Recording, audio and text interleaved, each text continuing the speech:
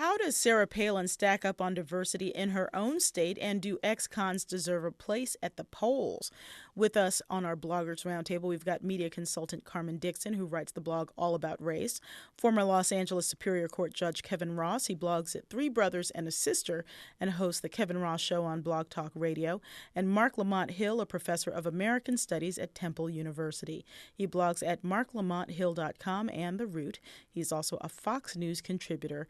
Welcome, everybody. Hey, Farai, how are you? Great to be I here. am doing great. So it has been a little over 2 weeks since John McCain chose Sarah Palin as his running mate.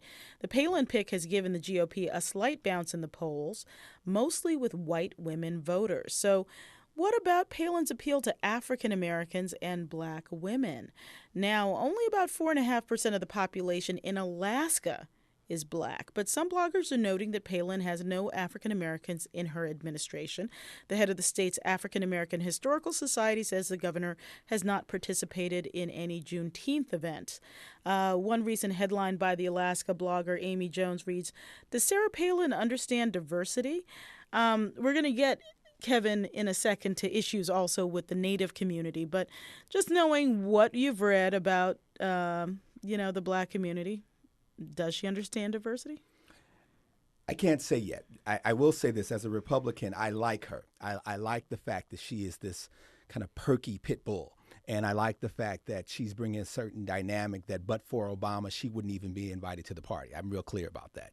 But as a black Republican supporting Barack, I find it very suspect that her lack of knowledge, her lack of intellect as it relates to these issues is considered charming, whereas Barack's intelligence is viewed as being suspect.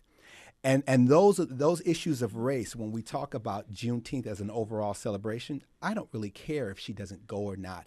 But the issue really is one of, does she have a certain level of sensitivity for African Americans, black folks in Alaska, that for them, that's a big deal. So if she can't come, if she doesn't have anyone in her administration that reflects this diversity of Americana, that's a problem for Republicans, and I think it's going to come back to bite her in her pit bull butt. She's got a lot of kids. She can send one of them.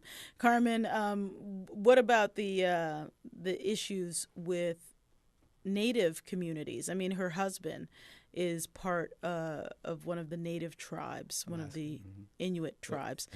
And yet at the same time, there are criticisms that her policies are not friendly to Alaska's Native Americans. What do you make of that? Well, I think the broader issue is that her policies seem to be most friendly to people she's familiar with, no matter what their lineage. If you're part of her tribe, so to speak, if she knows you from high school, or if she thinks you are a supporter, then you're in. And if she doesn't know you, she doesn't seem to have the curiosity or the interest in reaching beyond what's extremely comfortable in her intimate realm.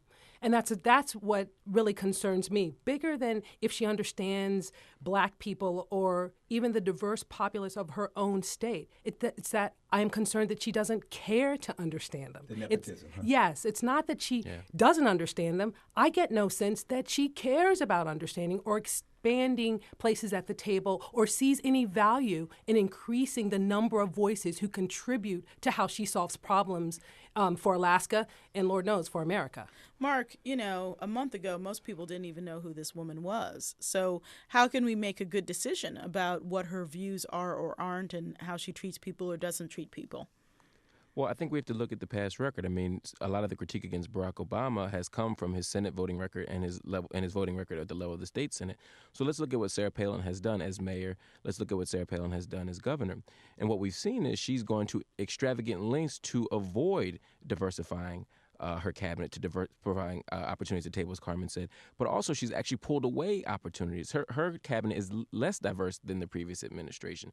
Her decision not to support or even send a letter of appreciation to the Juneteenth events marks the first time a governor has ever done that in the recent Alaska history. That's not simply indifference to diversity. That's not simply not caring about diversity. She wants to send a message to the world that she does not care about diversity partly because she understands that when you send that kind of message out, it mobilizes the right. It mobilizes her base. The same way when George Bush comes out against affirmative action on Martin Luther King's birthday, he understands that our reaction will actually stir up a certain sector of the Republican Party that actually enjoys enjoys that type of But, Mark, I spectacle. have to disagree with you because on some level, when you compare her to George Bush, I mean, the fact of the matter is Just the tactic. Well, but even the tactic itself, when you look at someone who's been in office not even 2 years, I get the fact that, having run for office, having been involved in political circles, irrespective of race or gender, people bring to the party the folks that they know and they're most comfortable with from a standpoint of, look, I have a vision. Are you on board or not? It just so happens that her circle, and I would probably suspect that many African Americans in Alaska are not Republicans. So we have to really look at that and say, before we start comparing her to these national politicians that have a record, that have had an opportunity to show that they understand the importance of diversity, I just don't think that she's had enough time, and that's actually something to her But detriment. at what point? But But wasn't how my much point. time? But how much time then? She was a small town mayor before she was a governor. Yeah, How but, much time? But Wasilla was what, all of maybe 6 people? I mean, so unless But if we're going to everybody- count that record, we're going to count it. Well, Right. but I We think count it, first we what we don't. have We- to do is how many black folks were in Wasilla? Because if not a lot of black folks were in Wasilla, and then she then wins the statewide office, and she's only been in not even 2 years. Now, my issue with her is she's not ready yet. Because had she served maybe a couple of terms as governor, and then we didn't see appointments in terms of judges or people on various commissions and so forth, and they all look the same, I think the argument can be made stronger that she doesn't get it. I'm talking about tribes, though, not simply black folks. Okay. Exactly.